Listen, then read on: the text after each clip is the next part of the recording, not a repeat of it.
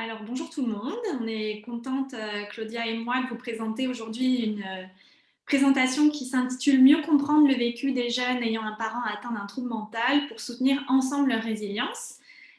Juste pour vous mettre un petit peu en contexte, donc on présente Claudia et moi, mais c'est une présentation qu'on a préparée avec Geneviève Piché, Rima Habib et Kelly Letry. Puis, pour me présenter rapidement, donc je suis professeure à l'Université du Québec en Outaouais et donc j'ai dirigé ce projet-là qui a été financé par le CRSH. Claudia, est-ce que tu veux dire un petit mot sur toi? Et moi, c'est Claudia, je suis étudiante au baccalauréat en psychoéducation et j'ai été participante pour ce projet. Voilà. Donc, merci à Claudia d'accepter de participer. Je suis bien contente et je suis très contente qu'on ait l'occasion de présenter, de faire aujourd'hui cette présentation parce que vraiment, le projet, il a été fait dans l'optique de rejoindre les jeunes et les familles qui sont concernés par la présence d'un trouble mental chez le parent. Donc, voilà, on est très heureuse de pouvoir vous présenter un petit peu les résultats qui ressortent de cette étude. Pour vous donner une idée de la façon dont on a organisé la présentation, donc c'est une présentation qui s'organise en 3 temps. On va tout d'abord vous présenter quelques éléments de contexte et de méthodologie, mais on va passer rapidement, c'est juste pour vous expliquer un petit peu comment il s'est passé ce projet-là, comment on a procédé avec les jeunes. Ensuite, Claudia vous présentera plus tout ce qui concerne davantage les défis rencontrés par les jeunes qui ont un parent qui est atteint d'un trouble mental. Donc, on va appeler les JPTM. C'est pas très beau, mais ça va plus vite. Donc, Claudia vous présentera un petit peu plus en détail ces défis-là. Et je terminerai en vous parlant de quelques pistes d'actions concrètes qui peuvent être mises en place pour soutenir la résilience de ces jeunes et de ces familles qui sont confrontés à un trouble mental chez le parent. Donc, au niveau du contexte et de la méthodologie, pour vous dire très rapidement, c'est un projet qu'on voulait être un projet appliqué. Donc, dès le début, on a établi un partenariat avec le réseau Avant de craquer, qui rassemble un grand nombre d'associations au Québec qui proposent des services, puis œuvrent à la sensibilisation de ce que peuvent vivre les personnes qui ont un proche qui a un trouble mental. Donc, on a travaillé avec ce réseau-là. Et les associations de ce réseau ont plusieurs objectifs en général. Favoriser la communication et l'échange entre les proches de personnes atteintes d'un trouble mental, porter leur voix et leurs intérêts, donc auprès, par exemple, des ministères, des instances politiques en général, des instances décisionnelles, et aussi, comme je disais, sensibiliser le grand public aux impacts des troubles mentaux sur les proches. Donc, c'est un réseau voilà, qu'on connaissait, mais ce qu'on a constaté avec eux, c'est que la plupart de leurs services s'adressaient à des proches adultes. Donc, par exemple, à des parents qui ont un enfant qui a un trouble mental ou à des conjoints, à des personnes qui ont un conjoint atteint d'un trouble mental. Et ce qu'on a observé, c'est qu'il y avait très peu de services qui s'adressaient aux jeunes ayant un parent qui a un trouble mental. Or, il y a un certain nombre de recherches qui montrent qu'il y aurait quand même beaucoup de jeunes qui pourraient être concernés par cette problématique-là. Il y a certains auteurs qui parlent même d'un jeune sur 5 qui pourrait, à un moment donné ou à un autre, vivre avec un parent qui a un trouble mental. Donc, avec le réseau, on a eu l'envie de développer un projet qui permettrait de mieux rejoindre les jeunes qui ont un parent qui a un trouble mental et d'outiller finalement le réseau pour qu'ils puissent offrir des services à ces jeunes-là. Donc, on a mené un projet qui avait 3 objectifs principaux. L'idée, c'était finalement de mieux comprendre dans un premier temps ce que pouvait vivre cette clientèle-là. Donc, quels sont les défis que peuvent rencontrer les jeunes qui ont un parent qui a un trouble mental? Quels sont les facteurs qui leur permettent aussi d'être résilients, puisque c'est des jeunes qui souvent ont un grand potentiel de résilience. Donc ça, c'était un premier objectif, de mieux les connaître. Deuxièmement, c'était de comprendre un petit peu mieux quels sont leurs besoins et leurs attentes en termes de soutien. C'est-à-dire de quels services ils aimeraient bénéficier, comment est-ce qu'ils voient l'organisation de ces services-là. Et enfin, troisième objectif, c'était vraiment, par ce projet-là, de développer, d'avoir des initiatives concrètes pour soutenir les JPTM, pour sensibiliser le grand public et pour informer les décideurs et les partenaires. Donc vraiment, comme je vous disais, notre optique, c'était vraiment d'avoir un impact concret dès la mise en œuvre de ce projet-là. Et tout au long de ce projet, ce qu'on a utilisé comme approche, c'est une approche participative, c'est-à-dire une approche qui considère les expertises, finalement, l'expertise des JPTM eux-mêmes. Et c'est pour ça, justement, Claudia est là aujourd'hui, parce qu'on considère que les jeunes, en tout cas, on a fait en sorte que plusieurs jeunes de 16 à 25 ans soient impliqués à toutes les étapes du projet, donc à la fois quand on a collecté les données, mais aussi au moment justement de diffuser les données, de diffuser les résultats, pardon.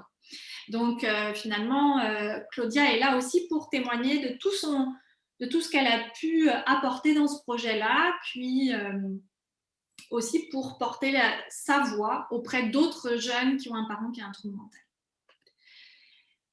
Ce qu'on a utilisé comme approche, c'est une approche qui s'appelle Photo Voice. Donc, c'est une approche qui finalement se passe surtout autour de la photographie et qui souvent va avoir trois grandes étapes finalement. Donc, ce qu'on a fait, c'est qu'on a réalisé des rencontres de groupe auprès de jeunes ayant un parent qui a un trouble mental. Et ces rencontres de groupe se passaient toujours un peu de la même façon, c'est-à-dire que les jeunes arrivaient en rencontre avec des photographies qui témoignaient de leur vécu et parlaient en groupe autour de ces photographies-là, justement en échangeant comment ces photographies-là témoignent de leur vécu, comment ça vient les chercher, etc. Donc pour ça, on a eu 4 rencontres de groupe entre avril et juin 2019. Ensuite, il y a eu 2 rencontres qui ont permis de synthétiser un petit peu qu'est-ce qui est ressorti de tous ces échanges de groupe, puis comment finalement, dans l'intervention ou dans le soutien qu'on peut proposer à ces jeunes, qu'est-ce que nous suggèrent les participants justement, c'est-à-dire de quoi ils auraient besoin une fois qu'ils ont parlé entre eux de ce qu'ils vivent, quelles sont leurs recommandations par rapport à ce qu'on pourrait mettre en place pour les soutenir. Donc là, 2 rencontres, une en juin, une en septembre 2019. Et depuis juin 2019, on met en place avec les jeunes qui ont participé à ces rencontres différentes actions pour contribuer justement à améliorer le soutien qui pourrait être offert aux jeunes et aux familles. Et donc, notamment la rencontre d'aujourd'hui, la présentation d'aujourd'hui, ça fait partie des initiatives qu'on a mises en place, c'est-à-dire on s'est dit il faut absolument que par rapport à ce qui ressort de notre projet, qu'on puisse en parler à d'autres jeunes, à d'autres familles pour pouvoir sensibiliser différentes personnes à ce qui nous semble important. Donc, voilà pour la méthodologie de notre projet. Pour vous dire très rapidement, là encore, un peu quels étaient les jeunes qu'on a rencontrés. On a rencontré 10 jeunes en tout, qui ont été répartis en 2 groupes. 6 jeunes à Saint-Jérôme et 4 jeunes à Gatineau. Les jeunes avaient tous entre 18 et 24 ans. Finalement, on visait 16-25 et puis on a eu comme les jeunes qui ont répondu à l'annonce étaient âgés entre 18 et 24 ans. La plupart des jeunes vivaient, en tout cas à l'époque, chez leurs parents. La plupart occupaient un emploi aussi parallèlement à leurs études et 50% estimaient être dans une situation précaire.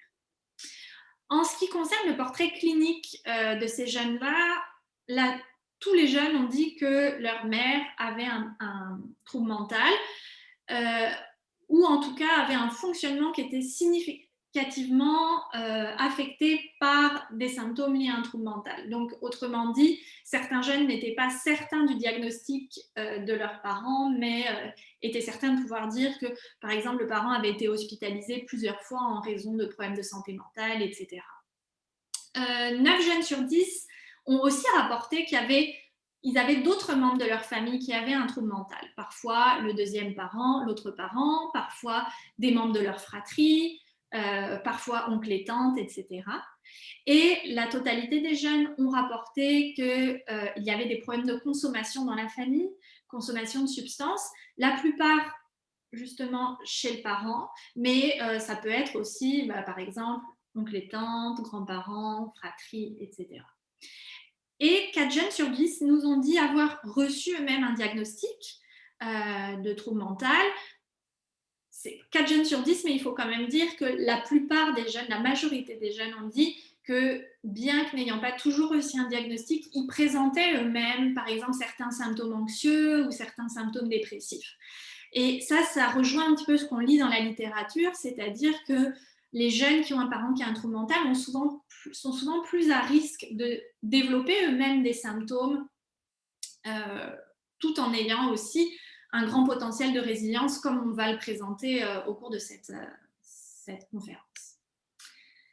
Donc, je vous ai fait un petit portrait rapide pour vous dresser un peu la table de voilà comment on a procédé pour rencontrer les jeunes et pour essayer d'explorer justement, de mieux comprendre leur vécu, leurs besoins. Donc, je vais laisser la parole à Claudia qui va vous présenter finalement les différents défis qui sont ressortis de ce que les jeunes nous ont partagé. Alors, bien, merci Aude. Avant de débuter, je voulais te remercier de m'avoir invité à participer et ainsi présenter ce projet de recherche. Alors, pour ce qui est des principaux défis, le premier, c'était vraiment qui a été relevé, pardon. Le premier défi, c'était d'avoir des relations parentales, familiales positives.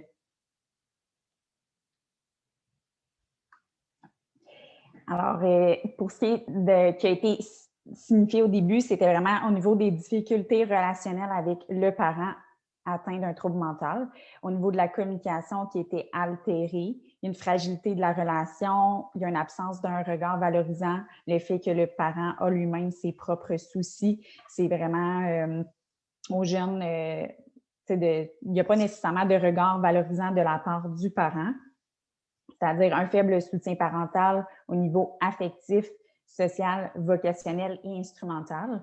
On dit beaucoup que le jeune doit, vraiment au niveau affectif, compter sur lui-même et même au niveau scolaire, c'est difficile d'avoir le soutien et l'appui du parent. Il y a un risque d'abus, de négligence, exposition à la violence conjugale. Il y a plusieurs des participants qui mentionnaient avoir quelqu'un dans la famille, soit qui était par exemple avec de la violence ou quoi que ce soit. Donc, les jeunes sont plus à risque d'abus et de négligence dans ces cas-ci, avec un parent qui a une difficulté.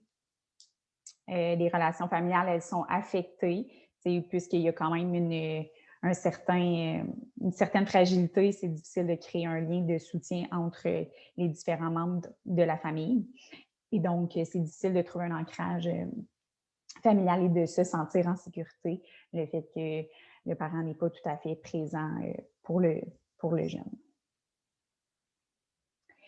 Voici ici une image qui a été prise d'une des participantes qui a participé au projet de recherche. Comme Aude disait tantôt, ça a été vraiment à partir des photos. Ici, on voit vraiment au niveau de la porte là, qui a été prise en photo, c'est vraiment le fait de signifier qu'il y a une fermeture entre le parent. En fait, toutes les autres photos qui ont été prises, elles sont aussi disponibles sur le site de l'approche que je vous invite à aller voir pour ceux et celles que ça intéresse. Je vais vous lire ce qui est écrit. Il est souvent difficile d'apporter du soutien à son parent quand c'est avoir l'impression d'être face à une porte qui reste presque toujours fermée. Ton parent s'éloigne pour ne pas t'affecter toi et toi, tu t'éloignes pour te protéger. Mais malgré la distance et la fermeture, il y a plein d'espoir et plein d'amour. Les rayons de soleil et la porte entrouverte représentent les occasions où ma mère s'est confiée à moi, où j'ai pu l'écouter. En fait, on dit que c'est vraiment plus au niveau de la disponibilité de créer une relation. C'est pas qu'il n'y a pas un lien d'amour entre le parent et le jeune, mais c'est plus une certaine distance, puis on veut se protéger et le parent aussi ne veut pas nécessairement mettre ses difficultés sur l'enfant malgré tout. Fait que c'est quand même ça. Puis c'est pour ça que on voit la porte qui est entrouverte. On voit qu'il y a quand même une certaine disponibilité, mais elle est restreinte. Donc, voilà. Le deuxième défi est de répondre à ses propres besoins en tant que jeune. En fait, c'est beaucoup de soutien qui est offert aux parents et aux membres de la famille autour. Donc, l'énergie n'est pas vraiment mise sur soi. Ça va être beaucoup de tenir compte puis de répondre aux besoins de la famille puis du parent, justement. Dans le fond, on dit aussi que c'est beaucoup... le jeune a plus de responsabilités, par exemple, d'aller porter son parent pour aller au travail ou aller chercher, faire des commissions, comme on disait même aussi. Il y en avait une que, si je me souviens bien, c'était en lien avec la consommation d'alcool. Donc, le parent ne pouvait pas nécessairement prendre son véhicule et la jeune devait faire des transports pour soutenir le parent. Alors là, on pourrait dire que c'est surtout une inversion des rôles. On parle de parentification. Le jeune sert un peu de soutien aux parents pour ces responsabilités-là, pour, dans le fond, aider son parent. Puis c'est difficile un peu de répondre à ses propres besoins à ce moment-là. On dit que la prise d'autonomie et l'engagement, et les engagements sont complexifiés, désolé. Le fait que, dans le fond, très tôt, on s'investit beaucoup en tant que jeune, c'est difficile de prendre son autonomie et son envol. Ça peut créer un certain enjeu. Le fait que très tôt, on est comme un peu un parent, il y a quand même certains besoins dans le développement qui sont peut-être comme moins bien développés. Donc, c'est difficile au niveau de l'autonomie qui a été relevée au cours du projet. Voici une autre photo qui a été prise d'une participante. En fait, si je vous lis qu'est-ce qui est écrit, l'extrait, « Devenir adulte quand on a un parent atteint d'un trouble mental, c'est faire un choix entre avancer soi-même ou faire avancer autrui au détriment de soi-même par amour. Lors de ma transition vers l'âge adulte, je me suis sentie divisée entre deux émotions principales, soit rester auprès de ma mère et continuer à m'occuper d'elle, ou bien partir et me concentrer sur ma vie et mes projets.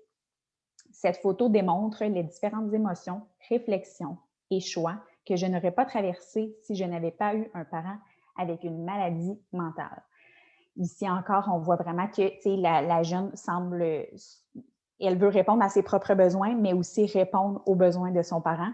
Il y a comme une certaine difficulté à mettre une certaine distance et de dire moi, je m'en vais chez moi pour, je vais déménager pour m'occuper de ma vie. Fait qu'il y a comme une certaine difficulté. Donc, c'était vraiment un des défis qui a été relevé.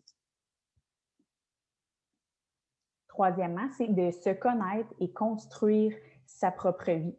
Encore, c'est quand même un peu en lien avec connaître ses besoins, mais encore ici, on parle surtout au niveau des connaissances de soi et la projection de soi dans l'avenir.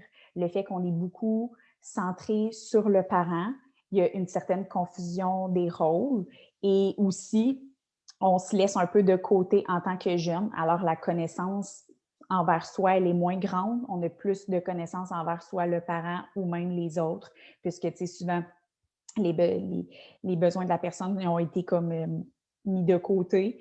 On veut vraiment être un rôle d'aidant. Le fait qu'on veut vraiment aider le parent, on se laisse de côté, on reste un outil pour le parent, mais c'est vraiment, il y a des choses qui sont, lorsqu'on est plus, on met de l'avant plus notre temps pour une personne, bien, c'est sûr qu'il y a des aspects de soi-même qu'on laisse de côté. Une confiance en soi qui va être affectée, c'est sûr, entre autres par la stigmatisation. Et également pour ce qui est de la projection de soi dans l'avenir, le fait qu'on est avec des modèles parentaux plus fragilisés, c'est difficile de trouver des modèles positifs auxquels on pourrait s'identifier puis se dire, OK, moi, plus tard, j'aimerais travailler comme ça, faire telle chose. Il y a une stabilité aussi, il y a une grande, grande recherche de stabilité puisque les jeunes avec un parent qui a un trouble mental, c'est vraiment des moments instables qui sont vécus, qui ont été rapportés. La plupart mentionnent vouloir vraiment un travail et quelque chose de stable au cours de leur avenir et dans leur vie adulte pour justement éviter de revivre les moments d'instabilité, d'insécurité qui ont été présents. La peur de développer les mêmes troubles que le parent, ça a été souvent identifié. Le fait qu'on grandit avec le parent, on ne veut pas se retrouver avec les mêmes difficultés. Et même, il y a pour certains, ça a été mentionné qu'il y a une ambivalence à l'idée d'avoir des enfants. Quand on vit cette situation-là, on ne veut pas la refaire vivre à nos propres enfants si plus tard on en aurait, par exemple. Ici également, c'est une image qui vient vraiment clairement appuyer ce que je viens de dire. Au niveau du parent, par exemple, on voit vraiment la copie conforme. On ne veut pas être le même portrait que notre parent. Alors, c'est vraiment, ça a été une photo qui a été prise durant le projet de recherche. Quatrièmement, c'est de gérer un tourbillon d'émotions et de préoccupations. Ici, on pourrait voir c'est qu'il y a une présence énorme. Bien, il y a beaucoup d'émotions négatives vécues à la fois en même temps. C'est par exemple l'inquiétude, la tristesse, de la peur, de la honte, le deuil. C'est vraiment plein d'émotions qui sont vécues. C'est difficile aussi de les cibler, les reconnaître d'abord, les nommer et les gérer pour les jeunes qui ont dans le projet qui a été relevé. C'est une difficulté de régulation émotionnelle, puis c'est aussi l'aspect de contagion émotionnelle.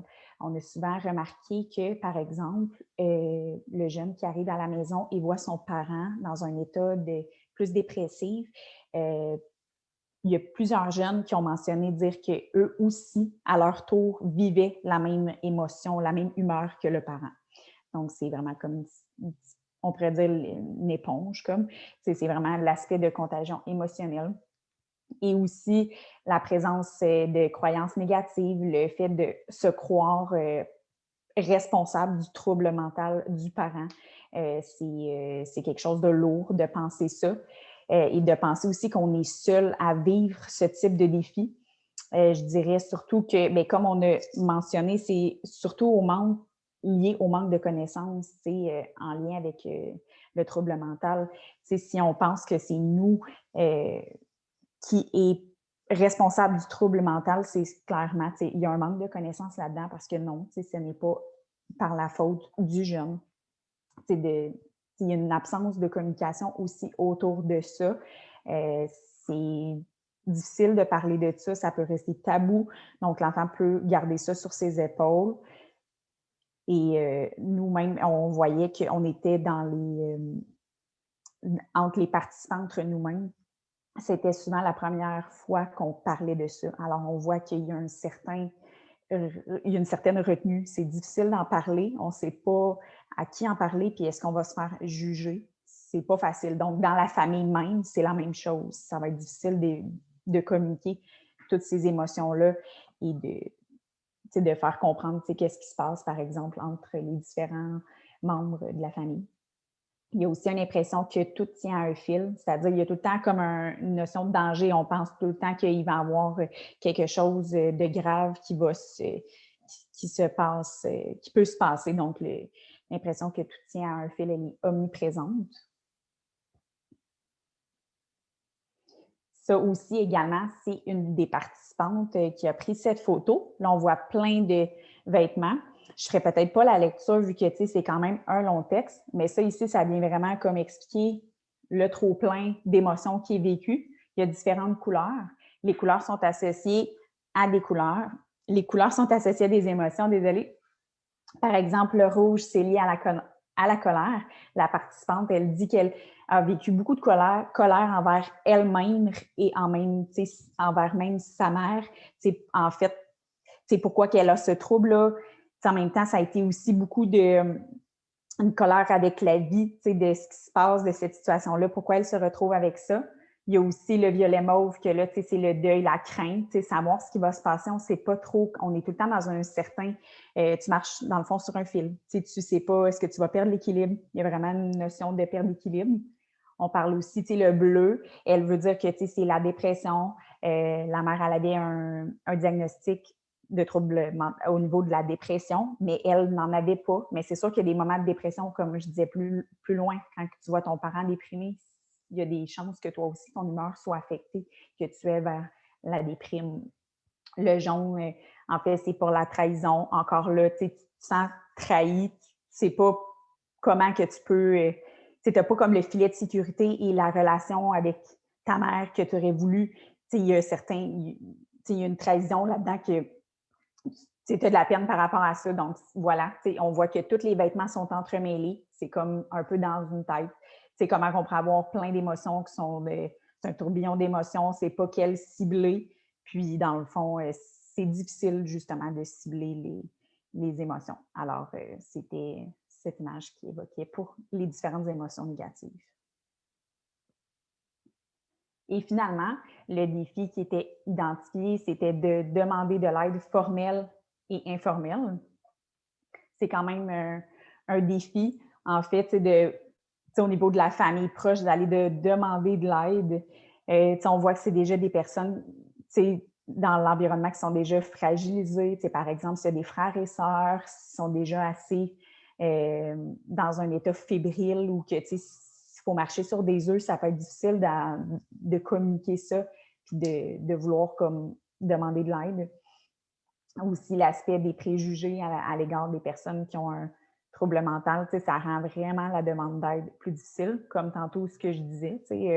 On était pour la plupart quand même des adultes de 20 ans et plus, pas tous dans mon groupe, mais quand même.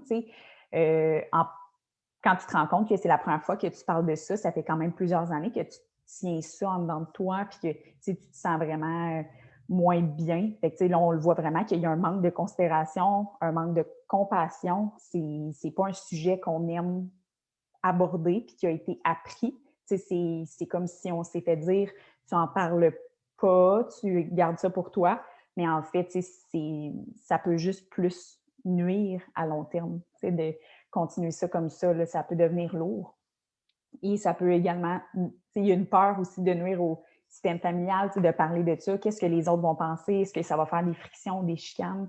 C'est délicat comme sujet. Aussi, il y a l'aspect de difficulté à identifier les personnes et les ressources susceptibles d'aider. Des fois, c'est pas facile de tomber et trouver une ressource qui serait gratuite, accessible, facile d'accès pour pouvoir en parler. Donc, ça aussi, ça fait partie d'un enjeu possible pour demander de l'aide.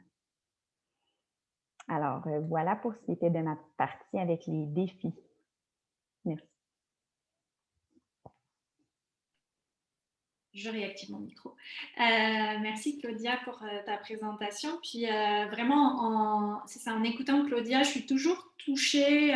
Puis c'est l'occasion, c'est ça, de remercier encore une fois Claudia de toute son implication dans ce projet-là. Puis de remercier tous les jeunes qui ont participé parce que c'est vrai que c'était très touchant, effectivement, de les entendre partager le fait que c'était souvent un sujet dont ils n'avaient jamais parlé. Puis on constatait aussi que il y avait beaucoup de défis en commun, puis que le fait de parler et puis de voir que d'autres vivaient les mêmes défis, mais souvent, en tout cas Claudia, je pense que il y a eu souvent un témoignage de ça fait du bien de voir qu'il y a d'autres jeunes qui vivent ce genre de choses, puis ça normalise aussi un petit peu parfois certaines émotions, par exemple. Oui, effectivement. Donc, c'est ça. Claudia a beaucoup parlé des défis, puis ce qui nous intéressait aussi beaucoup, c'était de savoir, mais ok, donc face à tous ces défis-là, comment font les jeunes pour pour avancer, conserver du mieux qu'ils peuvent une bonne santé mentale, etc. Et les jeunes nous ont partagé beaucoup de choses qui peuvent les aider au quotidien, c'est-à-dire à la fois des éléments qui sont propres à eux. Il y a des jeunes qui ont dit, moi, par exemple, d'utiliser l'humour, ça me fait du bien, ou d'être capable de parfois m'isoler, ça me fait du bien. Certaines activités sportives, de pratiquer la pleine conscience, de faire du yoga, de faire de la randonnée, d'avoir une passion, d'avoir un projet. par exemple scolaires ou des choses comme ça, tout ça, les jeunes nous ont dit, ça fait vraiment du bien et c'est nécessaire pour nous pour aller bien. Des facteurs relationnels, Claudia a beaucoup parlé des difficultés parfois de communication, des difficultés à trouver une personne de confiance ou à savoir à qui demander de l'aide. Ben, les jeunes ont bien dit que quand, par exemple, ils avaient des bonnes relations avec la fratrie ou quand il y avait la présence d'un parent à qui ils pouvaient parler, le fait de pouvoir avoir accès à des ressources d'aide aussi dans leur quartier, dans leur milieu amical, etc., d'avoir du soutien, c'était des choses qui avaient vraiment été aidantes dans leur parcours. Et au niveau contextuel, ben, ça rejoint justement aussi l'accès aux ressources d'aide, le fait de pouvoir avoir accès parfois à du soutien financier, le fait de pouvoir... Et ce qui était émouvant, c'était justement le fait de pouvoir avoir aussi des occasions de participer à un projet comme celui-ci. Il y a plusieurs jeunes qui ont dit, ben, ça pour moi, ça, c'est un facteur de résilience, c'est-à-dire de pouvoir m'investir dans quelque chose qui va me permettre de transformer les défis que j'ai pu vivre en finalement une expérience qui fait du sens et de pouvoir faire changer, finalement contribuer au changement. Ça peut être un facteur de résilience. Bref, donc là, je vous donne un aperçu très rapide, mais c'est juste pour vous donner, pour contrebalancer aussi le fait que oui, bien sûr, ces jeunes-là vivent des défis, mais ils ont aussi énormément de force qui peut leur venir à la fois de leur environnement, de ce qu'ils ont développé eux-mêmes dans leur personnalité, etc. Donc c'est ça, Claudia indiquait tout à l'heure qu'il y a plusieurs photos qui ont été prises par les jeunes. Puis, par exemple, celle-ci, c'était une photo qui a été prise par Victoria, qui l'a intitulée Ensemble et qui montre bien que finalement, ce qui compte beaucoup pour réussir à faire face aux défis, c'est vraiment le fait de se sentir soutenu. Puis cette jeune-là partage le fait que sa conjointe, puis que certaines de ses amies lui apportent beaucoup de soutien au quotidien et que c'est ça qui lui donne la force aussi finalement de faire face à ce qu'elle peut vivre de plus difficile. Donc, ici, on vous a fait un petit résumé rapide de ce que les jeunes nous ont partagé, de ce qu'ils vivaient comme difficulté, mais aussi de ce qui pouvait les aider. On voulait vous faire aussi un petit compte-rendu de, finalement, quand on a réfléchi avec les jeunes suite à ces partages-là, on leur a dit, d'accord, donc vous vivez ces défis-là, vous avez des choses qui vous aident déjà, qu'est-ce qu'on peut faire de plus, finalement, pour vous soutenir et favoriser, finalement, votre résilience, la santé mentale au moment de la transition vers l'âge adulte. Donc, les jeunes ont réfléchi en groupe, encore une fois. On a mis ici des petits extraits de ce qui ressort de leur réflexion. Puis, Claudia a évidemment participé aussi à ces réflexions-là. On vous fait ici une petite synthèse rapide de ce que les jeunes nous ont dit être important pour les aider finalement, parce que c'est ça, ce que les jeunes nous partagent, c'est qu'ils font déjà beaucoup de choses par eux-mêmes et souvent, ils se sont vraiment débrouillés beaucoup tout seuls jusqu'à maintenant ou avec les ressources qui étaient existantes, mais souvent, ils nous ont dit, on peut faire plus quand même. C'est-à-dire qu'on pourrait être encore mieux soutenu par les services ou différentes choses. Donc, ce que les jeunes ont souligné, c'est déjà, première chose, Claudia a beaucoup parlé des effets de la stigmatisation, de la difficulté à parler encore des problèmes de santé mentale. Et donc, les jeunes disent, c'est important qu'on continue à miser sur des politiques de lutte contre l'intimidation, contre la stigmatisation à l'égard des personnes qui ont des problèmes de santé mentale et de leurs proches. Et aussi qu'on soit dans une optique toujours plus de promotion de la santé mentale. Et ce qui est intéressant, c'est que les participants nous ont beaucoup dit, si ces actions-là pouvaient être menées dès l'école, dès le secondaire, par exemple, ça pourrait vraiment faciliter les choses parce que les jeunes pourraient entendre déjà au secondaire, par exemple, le fait que probablement que dans leur classe, il y a d'autres jeunes qui vivent les mêmes enjeux qu'eux, puis qu'il existe des ressources pour les écouter, etc. Donc, ça, c'est la première recommandation. Deuxième recommandation, les jeunes disent, ça serait bien qu'on reconnaisse vraiment les défis qu'on a à mener quand on est un proche aidant. Par exemple, les jeunes disent, s'il pouvait y avoir du soutien financier pour les jeunes aidants, ou pour les aidants en général, ce qui d'ailleurs va être probablement mis en place, mais le fait, est-ce qu'on pourrait avoir des accommodations aussi, des accommodements plutôt, pardon, dans nos milieux de travail, à l'université, par exemple, si on n'est pas capable de remettre un travail à l'heure parce qu'on a dû accompagner notre parent à l'urgence, parce qu'on a dû gérer une crise dans la famille, mais est-ce qu'on pourrait avoir droit aussi à un accommodement particulier au niveau de la remise des travaux, par exemple? Les jeunes ont beaucoup insisté sur le fait qu'ils aimeraient recevoir davantage de soutien pour eux, mais aussi du soutien apporté à la famille au complet.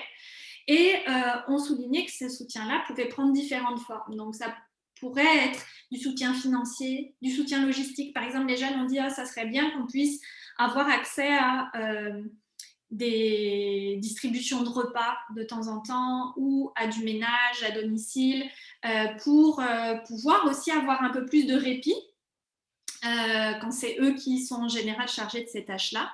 Et au niveau psychosocial, les jeunes ont souligné l'importance qu'on les outille et qu'on outille davantage la famille à justement mieux connaître c'est quoi les troubles mentaux, comment est-ce qu'on peut communiquer efficacement, comment est-ce qu'on peut gérer ses émotions, comment prendre soin de sa propre santé mentale, etc. Donc finalement, et les jeunes, comme je le dis, ont insisté sur le fait que oui, tu sais, eux aimeraient beaucoup être mieux outillés par rapport à tout ça, mais ils pensent aussi que c'est important d'outiller les familles pour qu'il y ait vraiment comme une résilience familiale qui se mette en place et non pas que ce soit seulement eux qui puissent être soutenus. Enfin, ce que les jeunes disent comme étant prometteur comme soutien, c'est de rendre des services disponibles et facilement accessibles dans les différents milieux de vie qu'ils fréquentent. Par exemple, ce qu'ils disent, c'est que ce serait bien qu'en milieu scolaire, il y ait davantage de ressources qui puissent être accessibles, peut-être suffisamment discrètes en même temps, mais où ils puissent justement aller parler de ce qui se passe à la maison, de leurs inquiétudes, etc. Offrir la possibilité de rencontrer d'autres jeunes qui vivent le même genre de défi pour pouvoir parler justement du quotidien, des questionnements, des inquiétudes, que ça soit par exemple sous la forme de loisirs, que ça soit sous la forme de forums de discussion. Bref, les modalités sont variées, mais en tout cas, probablement que ça, selon eux, ça fait du bien d'avoir ces occasions-là, de pouvoir partager avec d'autres jeunes qui vivent un peu les mêmes choses. Et enfin, et sans surprise, les jeunes disent c'est important de miser sur le numérique pour être capable de rejoindre davantage les jeunes. Ce que vous avez conseillé, Claudia, c'est aussi de miser sur les influenceurs, par exemple, qui pourraient parler davantage de leur situation de JPTM. Il y a probablement des influenceurs qui ont un parent qui a un trouble mental, statistiquement. Donc, si on en parlait plus sur les réseaux sociaux, si on faisait plus de publicité sur les ressources qui existent via les réseaux sociaux, si on donnait accès à des ressources en ligne au JPTM, probablement que ce serait gagnant.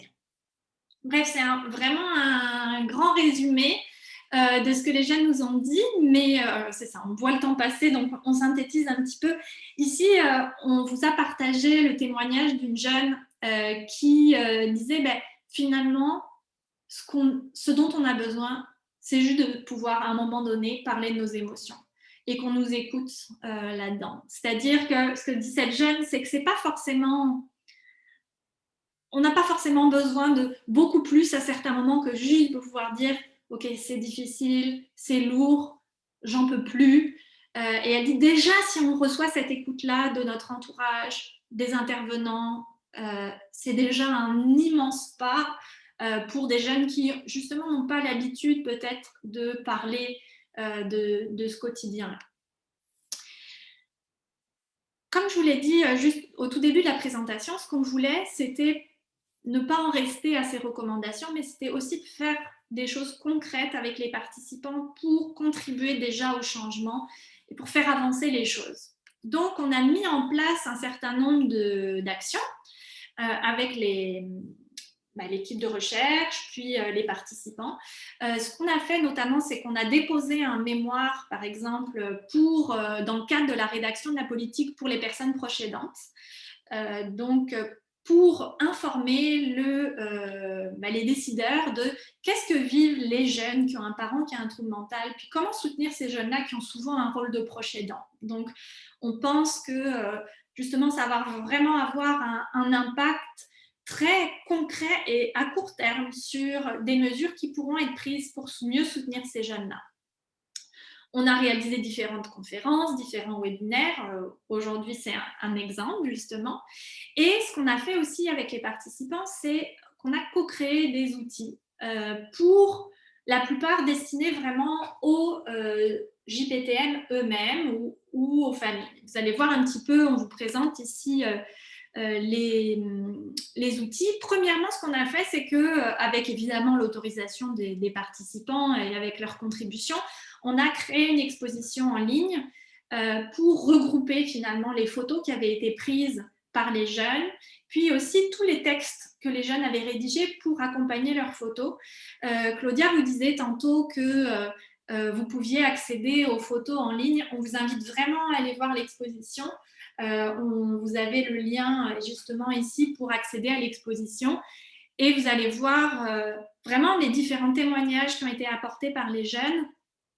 Et si jamais vous voulez utiliser cette exposition, si parmi vous il y a des intervenants là, dans ceux qui nous écoutent aujourd'hui, ou autres, là, enfin bref, si vous voulez utiliser ces photos-là, c'est tout à fait possible. L'idée, c'est vraiment que ça puisse circuler pour sensibiliser le grand public, sensibiliser les jeunes, que certains jeunes se sentent rejoints aussi dans ce qu'ils peuvent vivre. Bref, allez voir les photos. Deuxième chose, les jeunes, comme je vous ai dit, nous ont dit ça serait bien que dans les écoles, par exemple, il y ait plus de sensibilisation, qu'il y ait des jeunes qui puissent voir, ok, mais en fait, je suis pas tout seul à vivre ça. Donc, plusieurs jeunes, je crois plus du groupe de Gatineau, hein, Claudia, ont créé avec nous des affiches. Donc, aussi, j'en profite pour remercier notre graphiste qui travaille avec nous sur plusieurs projets, Isabelle Salmon, qui a travaillé directement avec les jeunes, à la fois des jeunes qui ont fait les affiches, mais les jeunes qui ont aussi fait le guide que je vais vous présenter juste après, puis qui a permis vraiment aux jeunes, je pense, d'en arriver à un visuel aussi qui était, en tout cas, qui était beau. Donc, c'était une belle expérience, je pense, pour tout le monde de travailler comme ça en équipe pour créer des outils qui seront diffusés à large échelle. Donc, bref, 5 affiches ont été créées par les jeunes. Là encore, vous pouvez y accéder à ces affiches-là sur le site de notre laboratoire. Vous pouvez les utiliser. Et en gros, ça reprend, en fait, les jeunes ont voulu reprendre certaines de leurs photos et donner accès à des ressources pour les jeunes qui pourraient voir ces affiches-là. Il y a déjà certaines associations du réseau Avant de craquer qui ont placardé leurs affiches dans leurs locaux, puis qui disent que les jeunes ont apprécié, puis que ça a contribué à sensibiliser aussi des parents, par exemple, qui pouvaient voir ok, il existe aussi des ressources pour mon jeune, etc. Donc, bref, ça fait partie des outils qu'on a créés. Et enfin, on a créé, donc justement, Claudia a participé activement à la création de ce guide-là, qui s'intitule « Quand ton parent a un trouble mental », que vous pouvez, encore une fois, auquel vous pouvez accéder en ligne gratuitement. Il y a une version anglophone qui va être mise en ligne très bientôt de ce guide-là. Et aussi, on prépare une version en format plus interactif, donc avec des questionnaires auxquels les jeunes pourront répondre en ligne, avec des exercices à faire en ligne, etc. Donc, on fera un lancement quand ça sera le moment, mais on est en train de travailler là-dessus. En gros, ce guide-là, c'est un guide qui rassemble beaucoup d'informations concrètes sur c'est quoi les principaux troubles mentaux, c'est quoi les facteurs de protection, les principales interventions efficaces, quelles sont les ressources disponibles pour aller chercher de l'aide. Puis il y a aussi beaucoup, ce que vous avez partagé, Claudia, c'est beaucoup vos témoignages, vos photos, ce qui vous a aidé peut-être à faire face à certains défis. Je ne sais pas si tu veux rajouter quelque chose, Claudia, par rapport à ça. Non, je n'ai pas nécessairement. C'est juste le guide, il est vraiment complet. Ça répond vraiment aux besoins. C'est pour aller chercher de l'aide, puis plein de ressources. C'est très bien comme guide. Oui, c'est Allez ça. le voir. Oui, c'est ça. Allez le voir. On est très contente. Pour l'instant, c'est un guide qui est assez général, qui s'adresse aux jeunes qui ont entre 12 et 25 ans. On est aussi en train de travailler à une adaptation pour qu'il y ait un guide qui soit davantage pour les 12-17, puis un guide davantage pour les 18-25, pour essayer parfois d'apporter des informations qui pourraient peut-être être plus sensibles aux différents enjeux développementaux. Mais bref, en tout cas, si vous êtes intéressé aussi, vous pouvez toujours nous écrire pour avoir accès à plus d'informations, pour être tenu au courant quand les nouvelles versions du guide vont sortir. Voilà, là je vous ai mis juste un petit extrait, on vous partage un petit extrait du guide où on voit bien justement que c'est très visuel. L'idée, c'est vraiment de montrer aux jeunes qu'ils ne sont pas tout seuls, que c'est normal de vivre à plein d'émotions. On retrouve la photo que Claudia nous a présentée tantôt, là, le trop plein d'émotions avec le petit texte qui l'accompagne.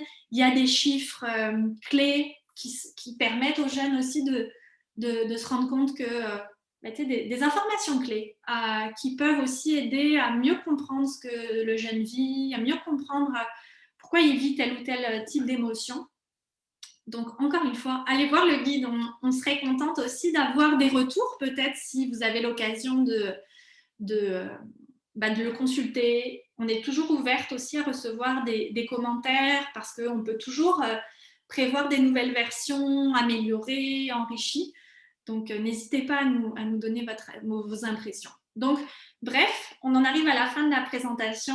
Ce qu'on a voulu mettre en évidence avec Claudia puis avec nos collègues aujourd'hui, c'est vraiment le fait que, oui, les jeunes qui ont un parent qui a un trouble mental vivent des défis qui sont particuliers au moment de la transition vers l'âge adulte. Claudia a parlé des nombreux défis. Ce qu'on sait, c'est que ce qu'on voit, c'est que c'est des défis à la fois des défis qui se posent aux jeunes qui ont un parent qui a un trouble mental en général, quel que soit leur âge, mais qui sont aussi spécifiques à la transition vers l'âge adulte.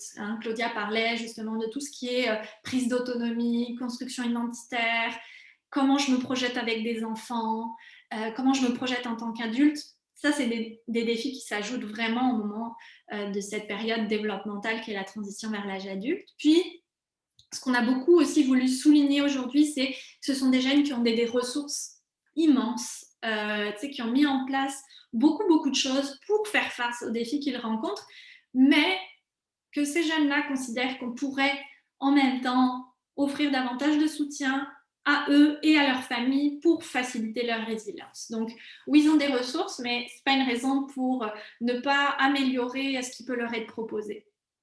Et enfin, mais on a développer avec les jeunes plusieurs pistes d'action concrètes, plusieurs outils pratiques, puis qu'on vous encourage vraiment à utiliser, à diffuser autour de vous, à lire.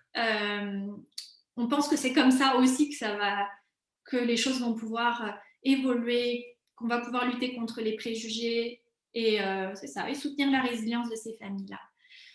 Donc, on vous remercie beaucoup pour votre attention. Vous avez mon courriel ici. Donc, comme je vous ai dit, n'hésitez pas à nous écrire.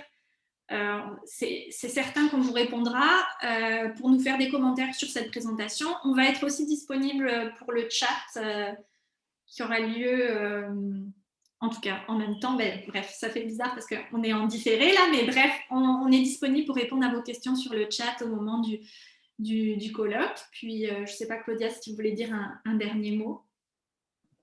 Non, à part, je te remercie beaucoup de m'avoir invitée. Puis, dans le fond, ça sert vraiment de sensibilisation, comme Aude disait, là, on peut vraiment faire en sorte que ça l'aide puis qu'on enlève des préjugés. Je pense que le but, c'est vraiment d'aider les jeunes dans leur transition dans l'âge adulte. Alors, voilà, merci. Merci, Claudia. Merci à tout le monde.